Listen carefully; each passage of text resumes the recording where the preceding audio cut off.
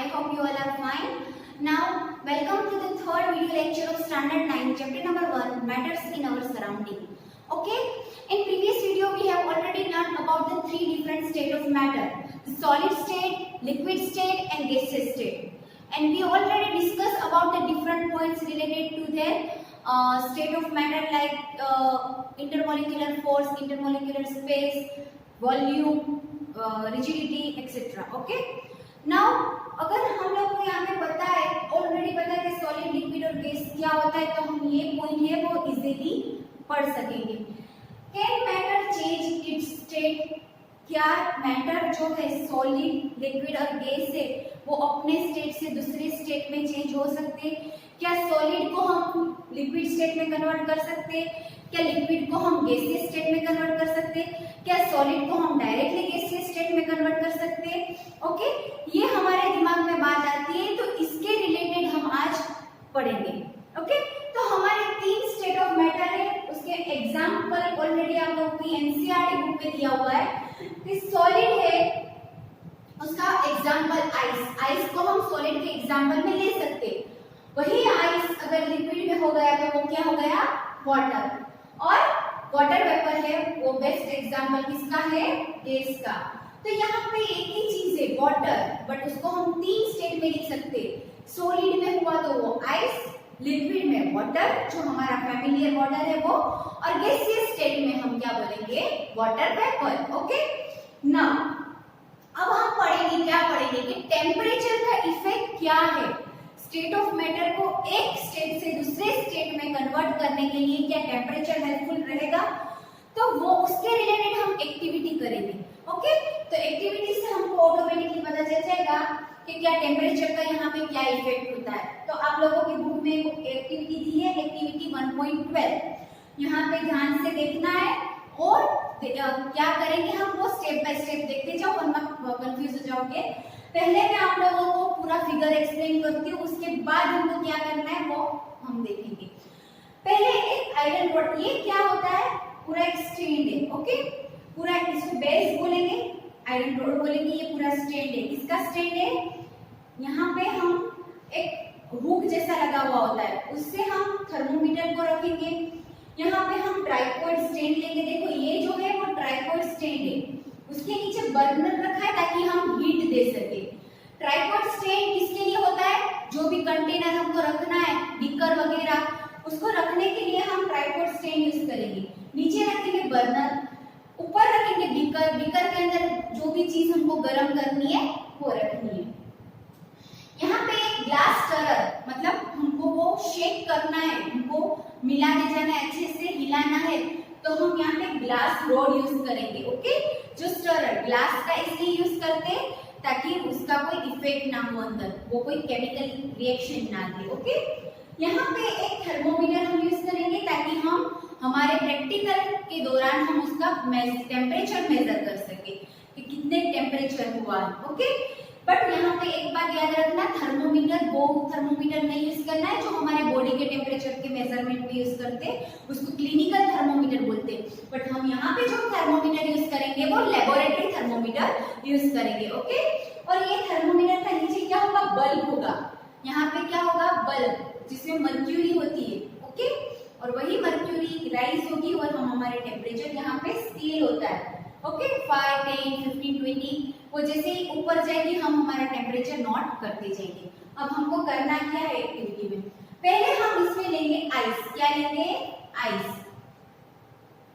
Ice लेंगे और burner को स्टार्ट करेंगे. आइस को हम गर्म करेंगे. आइस को जैसे ही हम गर्म करेंगे, आइस धीरे धीरे क्या होगी? पिघलती जाएगी.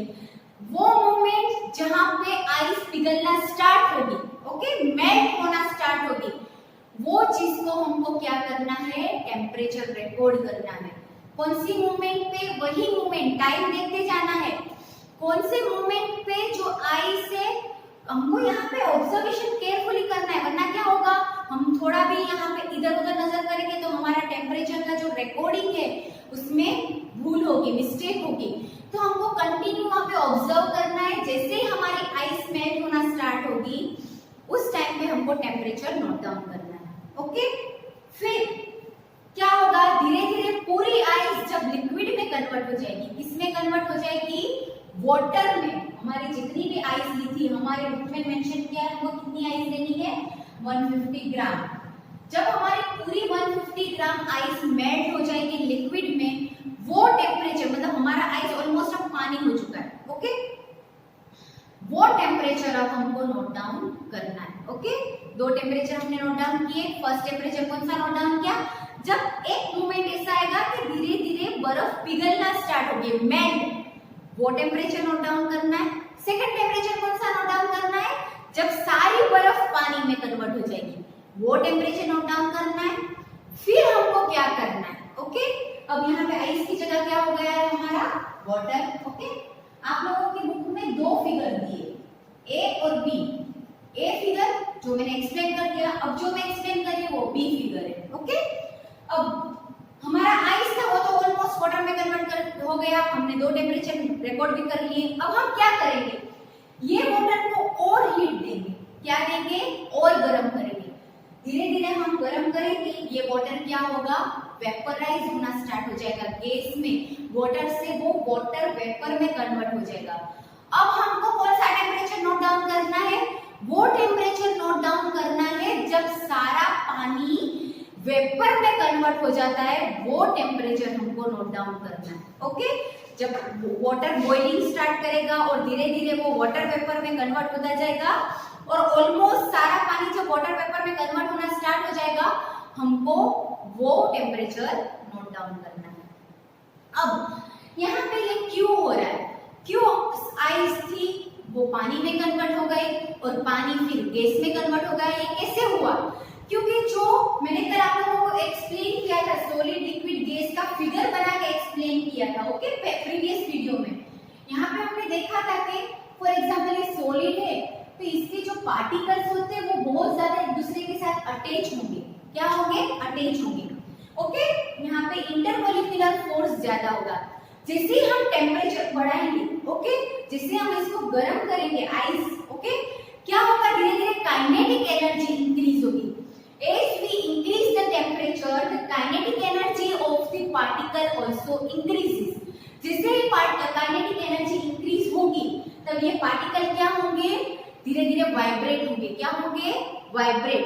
वाइब्रेट होने से क्या होगा? ये दोनों के बीच में जो फोर्स होगा वो कम होता जाएगा और वो पार्टिकल एक दूसरे से अलग होते जाएंगे। क्या होते जाएंगे? अलग होते जाएंगे। पहले वो एक जगह पे स्टेबल थे, अब धीरे धीरे वो फ्रीली मूव करते जाएंगे।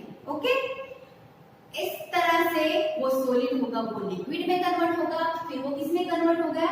लिक्विड में। और पार्टिकल ऑलमोस्ट दूर दूर हो गए। अब जैसे ही पार्टिकल्स के बीच में फोर्स कम हो गया, अब हम उसको हीट करेंगे तो और पार्टिकल्स फ्रीली मूव करेंगे और धीरे धीरे वो किस में कन्वर्ट हो जाएगा? गैसियस स्टेट में। ओके, अब वो पार्टिकल्स पूरी तरह से फ्रीली मूव हो रहे हैं, वो हमारे एटमॉस्फेयर में चले जाते हैं। तो ये थी आप लोगों की एक्टिविटी। आई होप आप लोगों को एक्टिविटी समझ में आ गई होगी। ओके, अगर नहीं समझ में आती तो वापस से वीडियो फॉरवर्ड करके वापस बैकवर्ड करके वापस से एक बार सुन लो ताकि अच्छे से एक्टिविटी समझ में आ जाए। अब हमको एक डेफिनेशन दी है जो हमको पढ़नी है। What is melting point? ये आप लोगों की एनसीईआरटी बुक में है, इंपॉर्टेंट डेफिनेशन है, लर्न लिखनी भी है और लर्न भी करनी है। The minimum temperature at which a solid melts to become a liquid is called a melting point. Okay, यहाँ पे आप लोगों को लिखना है is called a melting point. Minimum temperature, जो टेम्परेचर हमने पहले रिकॉर्ड किया था, सॉलिड में से सॉलिड जब मेल्ट करना स्टार्ट करता है, फर्स्ट टेम्परेचर जो हमने रिकॉर्ड किया था, सॉलिड जैसे ही मेल्ट होता है वो टेम्परेचर को हम बोलेंगे मेल्टिंग पॉइंट। ओके, डेफिनेशन क्या होगी? The minimum temperature at which a solid melt, come temperature, थोड़े टेम्परेचर पे सॉलिड मेल्ट होना स्टार्ट हो जाएगा, वही टेम्परेचर को हम बोलेंगे मेल्टिंग पॉइंट। आइस का मेल्टिंग पॉइंट मेंशन किया है आप लोगों की बुक में 273.50 केल्विन। के मतलब केल्विन, याद रखना जब केल्विन में दिया है तो केल्विन में लिखना है, सेल्सियस में मत लिखना है, यहाँ पे डिग्री सेल्सियस मत लिखना वरना आप लोगों का आंसर रॉन्ग हो जाएगा। अगर आगे आगे हम लोग ये भी पढ़ेंगे कि डिग्री सेल्सियस को केल्विन में कैसे कन्वर्ट करते हैं और केल्विन को सेल्सियस में कैसे कन्वर्ट करते हैं। ओके, बट पहले आप लोग ये सीख लो आइस का मेल्टिंग पॉइंट कितना है, कौन से टेम्परेचर में आइस मेल्ट होगा, 273.15 केल्विन। ओके, और मेल्टिंग पॉइंट को हम फ्यूजन भी बोल सकते हैं। क्या बोलते हैं? Fusion. It is also known as fusion. Okay, तो यहाँ तक आप लोगों को समझ में आ गया होगा। अब मैं आप लोगों को नेक्स्ट दूसरा पॉइंट एक्सप्लेन करती हूँ।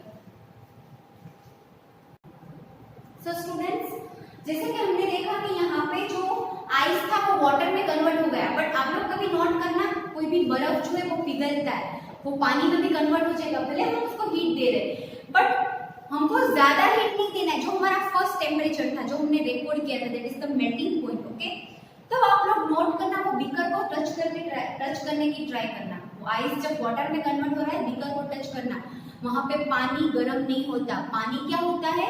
ठंडा ही रहता है, बट हम उसको फिर ज्यादा हीट करेंगे तब वो जाके गर्म होगा। बट जब बर्फ पिघलती है, वो पानी भी ठंडा ही रहता है, कभी वो पानी डायरेक्टली गर्म नहीं होता। टेम्परेचर तो सेम रहेगा, आइस का भी टेम्परेचर वही रहेगा, और वो जो आइस वाटर में कन्वर्ट हो रहा है उसका भी टेम्परेचर सेम रहेगा।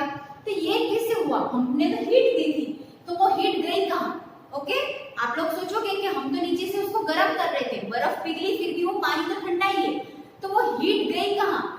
वो हीट कहाँ गई थी? वो हीट कहाँ छुप गई? वो हीट, वो फोर्स जो यहाँ पे था उसके अगेंस्ट काम कर रही थी, तो वो जाके अंदर हाइड हो गई होती है। कहाँ हाइड हो गई होती है? पार्टिकल्स के बीच में छुप जाती है। वो गर्म नहीं करती, बट वो तोड़ने में वो हेल्पफुल रहती है, वो पार्टिकल्स को तोड़ रही होती है, इसीलिए वो हीट वहां पे यूज हो गई है। कहाँ यूज हो गई हमारी हीट? ये पार्टिकल्स को तोड़ने में, इसका फोर्स को कम करने में वो हीट यूज हुई है। वो उसने गर्म नहीं किया है कुछ भी। पानी जो हमारा आइस, बर्फ जो पिघला है, वो पानी वो गर्म नहीं होगा, टेम्परेचर सेम रहेगा, तो उसको हम बोलेंगे हिडन हीट। कौन सी हीट? Hidden heat. तो हम साइंस के टर्मिनोलॉजी में वो जो हिडन हीट होता है उसको बोलेंगे लैटेंट हीट। कौन सी हीट? Latent heat. लैटेंट मतलब हिडन। क्या होगा लैटेंट का मतलब? इसका मतलब क्या होगा? हिडन मतलब छुपी हुई हीट। जो हीट वो छुप गई है अंदर, दिखेगी नहीं हमको, बट वो क्या काम कर रही है? वो पार्टिकल को तोड़ रही है। ओके, वो हीट को हम बोलेंगे लैटेंट हीट। अब हमको डेफिनेशन पढ़नी है, latent heat of fusion. Okay, latent heat of fusion, fusion मतलब मेल्टिंग पॉइंट। तो मेल्टिंग पॉइंट पहुंचने से जो हीट हमने यूज की उसको हम कैसे डिफाइन करेंगे? लैटेंट हीट ऑफ फ्यूजन मतलब क्या? फ्यूजन मतलब मेल्टिंग पॉइंट। तो मेल्टिंग पॉइंट तक पहुंचने के लिए जो छुपी हुई हीट हमने यूज की उसको डिफाइन करना है, तो हम कैसे बोलेंगे इसको? Latent heat of fusion. अब उसकी डेफिनेशन पढ़ते हैं। The amount of heat energy that is required to change 1 kg of solid into liquid at atmospheric pressure at its melting point. कितनी हीट एनर्जी हमको 1 kg आइस होता है, हमारा 1 kg ice को लिक्विड में कन्वर्ट करने के लिए जितनी हीट हमको चाहिए एट पर्टिकुलर एटमॉस्फेरिक प्रेशर और एट इट्स मेल्टिंग पॉइंट, उस टाइम पे हमको 1 kg सॉलिड को लिक्विड में कन्वर्ट करने के लिए जितनी हीट चाहिए वो हीट को हम बोलेंगे लैटेंट हीट ऑफ फ्यूजन। आगे एक डेफिनेशन मैंने लिखी थी मेल्टिंग पॉइंट, वो भी नोट डाउन करो और लर्न करो, बहुत ज्यादा इंपॉर्टेंट है। और ये लैटेंट हीट ऑफ फ्यूजन ये भी आईएमपी है, ये डेफिनेशन भी ये भी नोट डाउन करो आप लोगों की बुक में और लर्न करना है। जो जो वीडियो के दौरान मैं आप लोगों को बोलती हूँ कि ये डेफिनेशन को लिखो और लर्न करो, वो आप लोगों को लिखना है, सब लिखने की जरूरत नहीं है। जो भी चीज में डेफिनेशन जो आईएमपी होगी वो मैं बोलूंगी, वो आप लोगों को लिखना है और लर्न करना है। ओके, अब हम नेक्स्ट टॉपिक में क्या देखेंगे कि यहाँ पे हमने देखा लैटेंट हीट ऑफ फ्यूजन देख लिया। ओके, अब हमारा जो बर्फ है ऑलरेडी पानी हो चुका है, अब वो हम पानी को जब ज्यादा हीट करेंगे तो वो धीरे धीरे कौन से स्टेट में कन्वर्ट होगा? गैसियस स्टेट में कन्वर्ट हो जाएगा। जैसे ही वो वाटर से गैसियस स्टेट में कन्वर्ट हो रहा है, तो वो कैसे हो रहा है? क्योंकि हम यहाँ पे हीट दे रहे हैं। हीट देने के कारण जो हमारे वाटर पार्टिकल्स है, वाटर मॉलिक्यूल्स है, उसमें काइनेटिक एनर्जी इंक्रीज होगी। जैसे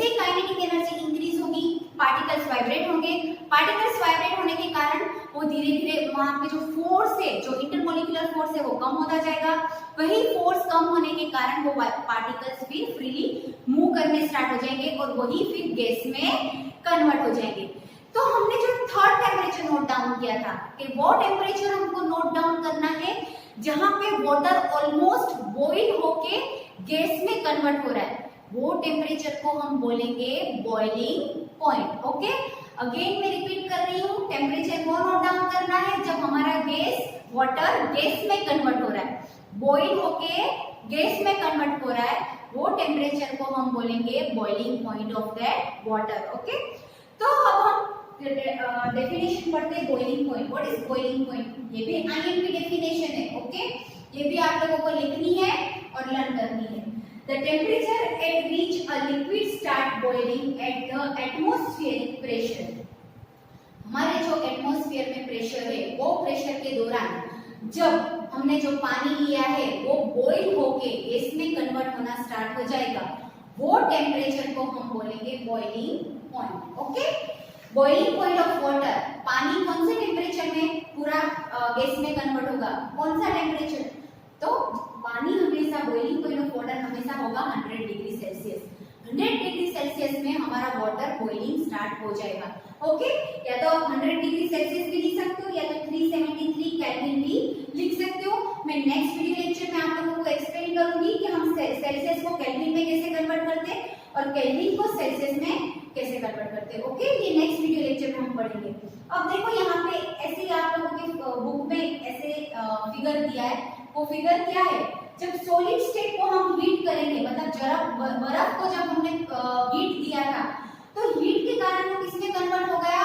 वाटर में, मतलब वो लिक्विड स्टेट में कन्वर्ट हो गया। उसी को वापस हम हीट करेंगे। ओके, जब उस लिक्विड को हम वापस हीट करेंगे वो किसमें कन्वर्ट होगा? गैसियस स्टेट में। ओके, वैसे ही इसको रिवर्स प्रोसेस भी हम कर सकते हैं। कैसे रिवर्स करेंगे? जब गैस होगा, ओके, उसको हम कंडेंस करेंगे। कंडेंस पता है ना, जब उसको कूल करेंगे, कंडेंस करना मतलब कूल करना। जब हम गैसियस स्टेट को कूल करेंगे वो किसमें कन्वर्ट हो जाएगा? पानी में। जैसे हम लोग ने वाटर साइकिल में ऑलरेडी देखा है, जब हमारा पानी इवोपोरेट होकर ऊपर जाता है, फिर वहां पे ऊपर क्या होता है? वो कूलिंग होता है, कंडेंसेशन होता है, तो वापस वो पानी में कन्वर्ट होता है। ओके, और वही वो रेन फॉर्म में नीचे आता है। तो वो गैसियस स्टेट कूल होके किसमें कन्वर्ट होगा? लिक्विड स्टेट में। और वही लिक्विड हमारा वाटर अगेन हम उसको कूल करेंगे, मतलब फ्रीजर वगैरह में रख देंगे, तो वापस वो किसमें कन्वर्ट हो जाएगा? आइस में, that is solid state. Okay, तो आई होप आप लोगों को इतना समझ में आ गया होगा। अब नेक्स्ट वीडियो लेक्चर में मैं आप लोगों को next activity, that is the activity 1.13, वो मैं एक्सप्लेन करूंगी जो सब्लिमेशन के रिलेटेड है। ओके, टिल देन यहाँ पे इसके रिलेटेड पीडीएफ भी मिलेगी। अगर वो आप लोगों को समझ में ना आए तो मुझे आप लोग डायरेक्टली फोन करके पूछ सकते हो। Thank you, have a nice day, stay home, stay safe.